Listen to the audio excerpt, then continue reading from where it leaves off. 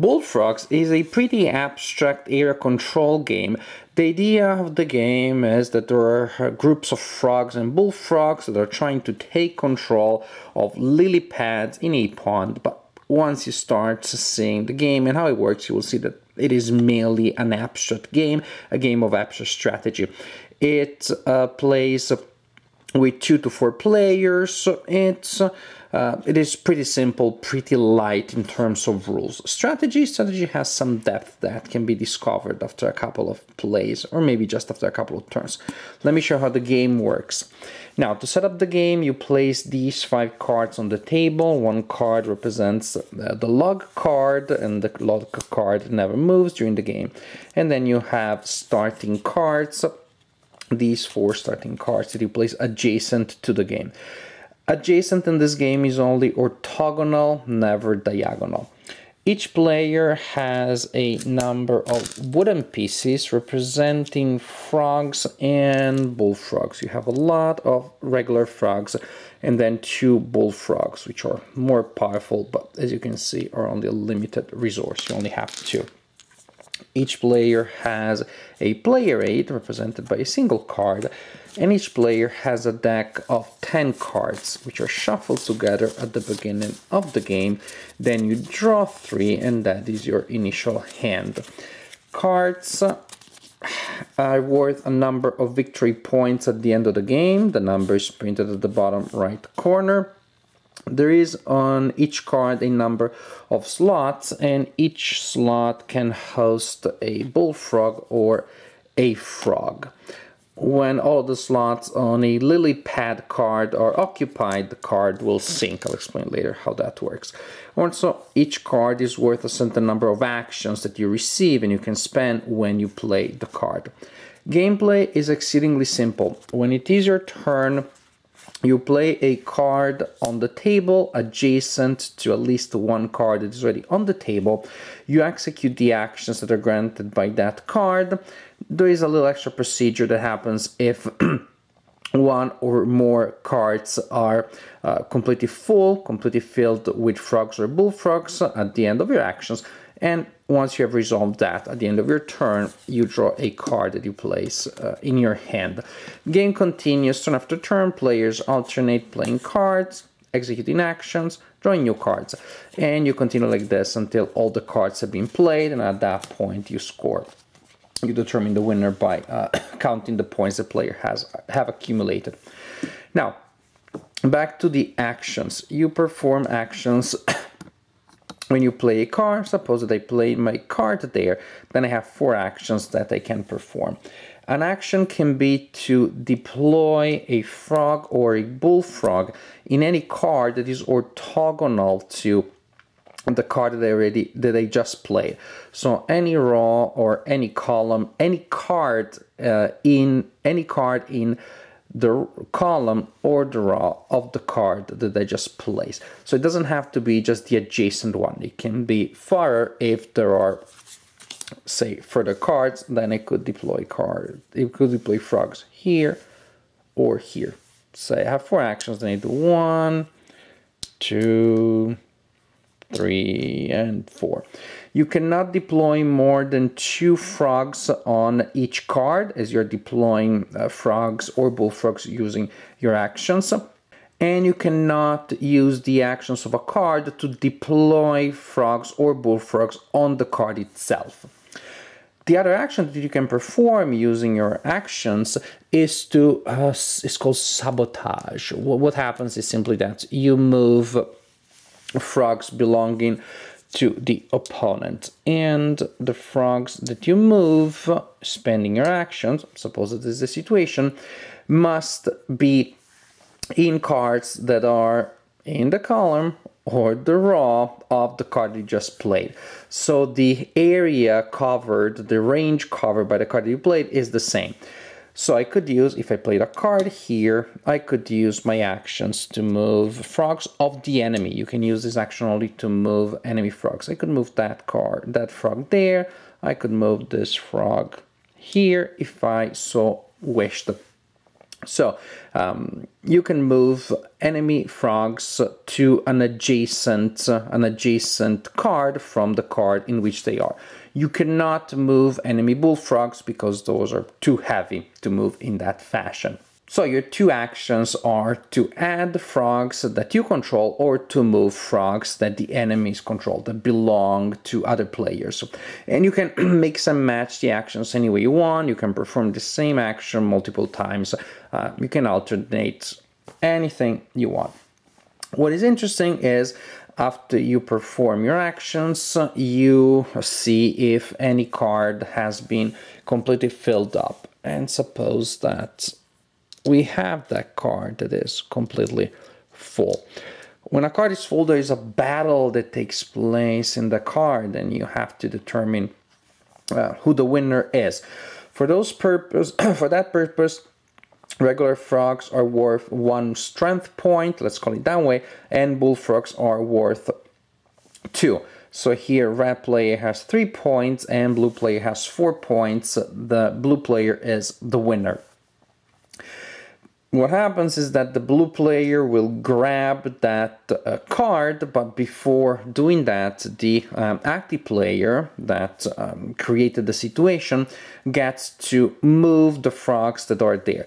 So now the lily pad has been controlled by one of the players, and all the frogs that are there either jump in areas adjacent to that lily pad or jump in the water, they disappear in the water and they swim back to their original pool. So the active player needs to move frogs that are there, and there's a priority, an order in which you need to do that. Frogs will move to adjacent cards, but first the active player needs to move all of the frogs of the losing side, then all of the bullfrogs of the losing side, then all of the frogs of the winning side, then all the bullfrogs of the winning side. It sounds a little wobbly, but it will become second nature in a turn or two. So you move, suppose that this is the case, and the active player would move this frog here, the losing side is the red, and then would move this frog here. You can only move frogs, 1 frog per card, during this procedure, which means no more than 4 frogs will actually be moved here, because each card can only be adjacent to up to 4 cards. This is the maximum amount of frogs that can be moved from a card that is getting scored. All the frogs that cannot be repositioned at that point go back to the original pool of the player. The bullfrogs that do not make it out of the card that is sinking, actually they are too heavy, it seems, and they just sink to the bottom of the pond. So bullfrogs that sink on a lily pad actually are eliminated from the game. They don't come back. As you can see, there is the log. The log is a special card. You cannot deploy frogs on the log card by playing actions, so the only 2 ways for a frog to end up on the log card is if an enemy moves it there by using the sabotage action, or if a frog jumps there when an adjacent lily card is removed. So once you have emptied the lily card that was just being scored, the card simply goes to the player that won, that had the majority on that card. If there was a tie, when you're redeploying frogs, the active player counts as the winning player, so that you get to decide the priority, because knowing who is the winner and the loser decides the priority of the movement of the frogs. But after you did that, even though the active player counts as the winner for that purpose, then the card is uncontrolled. It is removed from the game, no player controls it. But again, if you were the player that controlled it, then it goes in your scoring pile, and that card will be scored at the end of the game. There may be situations where after you score a card, suppose that this is the case, after you score a card, we just scored this one, then there are cards or groups of cards that are not adjacent to the group of cards that departs from the starting log. Then you need to slide The cards are not adjacent anymore, and you can slide them any number of slots until they are back to being adjacent to the main group. At the end of the turn, you need to have a single group that connects to the central log. So you continue like this, playing cards, placing frogs and bullfrogs, moving frogs, scoring cards, creating your own little pile of cards. At the end of the game, you score those cards. When the game is over, you will score the number of points that are generated by the cards in your pile. Your scoring pile, however, will probably be a mix of cards that have been played by multiple players. The cards of the opponents in your score pile will be worth their full amount of points. Your own cards will be worth the full amount of points plus 1. So if this card is in the pile of the red player, this card is worth 5 points. If it's in the scoring pile of any other player, it is worth 4. Also, you will score a point for each frog which is on the log card, 2 points for each bullfrog on the log card, and the player that has the majority of frogs on the log card will receive 3 extra points. At that point, you total together all of the points that players receive from these sources, which pretty much are the scoring pile and the log card, and at that point, the player with the highest amount of points is the king of the pond, or more simply, the winner of the game.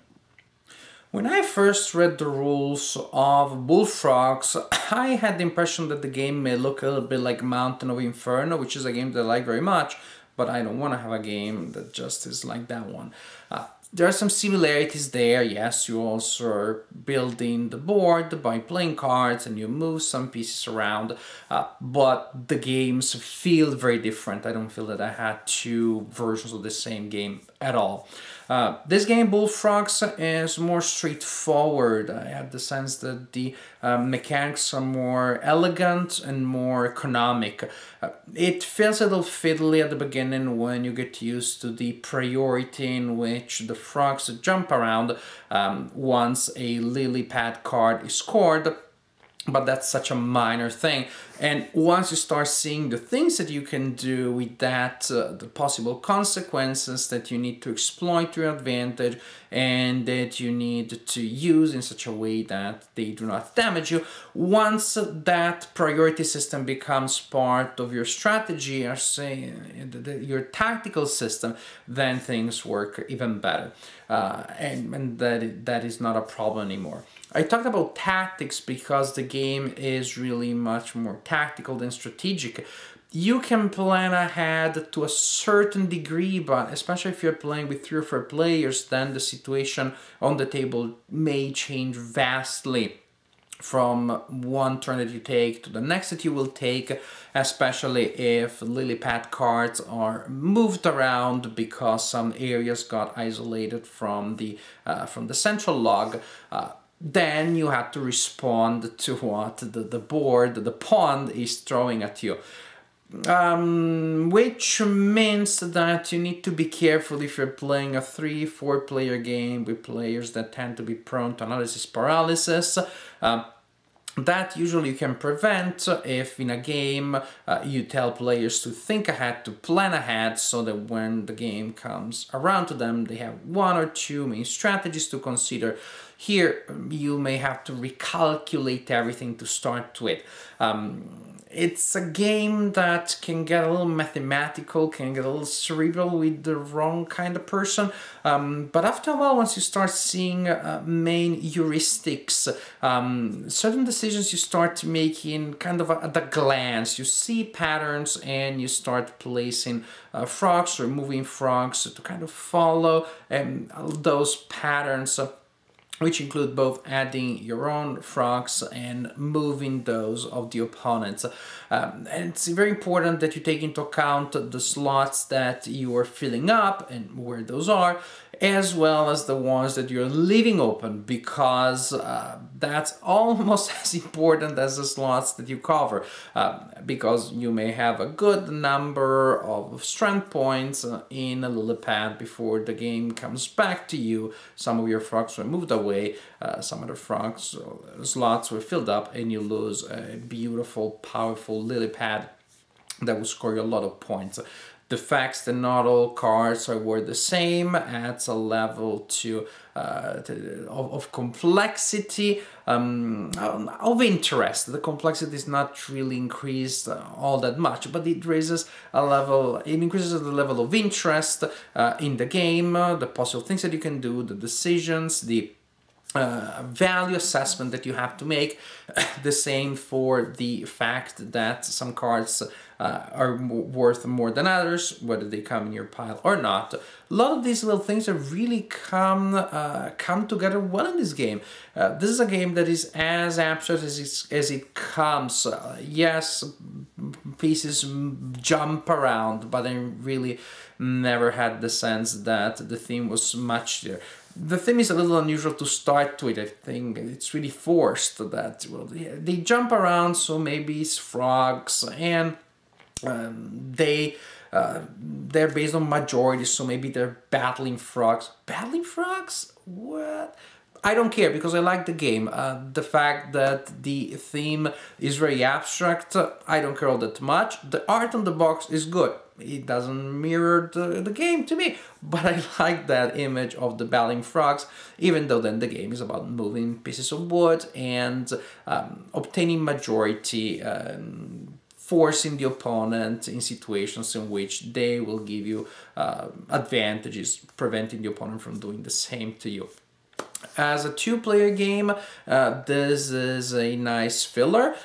With more players, it becomes a little more involved, but it doesn't really get too complicated. It's not a brain burn by any means. Just as I said, be careful with analysis paralysis with certain players, but overall the game flows well. It has a nice pace, it has enough decisions to keep you interested and involved in the game, even though the mechanics are so simple, so straightforward, so linear. A game that is accessible to young players, not little children maybe, but fairly young players. This is definitely a game that, in terms of complexity and theme and art, is one that is family friendly. There is nothing embarrassing that it will embarrass you if you show it to your kids. So Bullfrogs, pleasant surprise. I opened the box, I didn't really know what to expect.